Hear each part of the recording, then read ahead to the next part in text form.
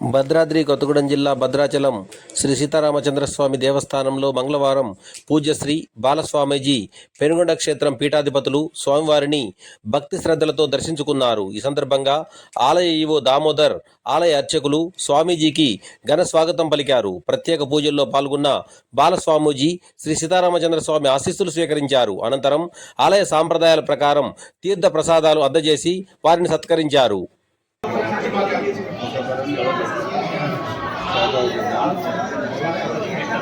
तस्मै नम इदमिदं भूय एवास्तु भूयः कर्काटके पूर्वफाल्गुन्यां तुलसीदानोत्सवात् पाण्ड्ये विश्वाम्बरां गोदां वन्दे श्रीरङ्गनायकी।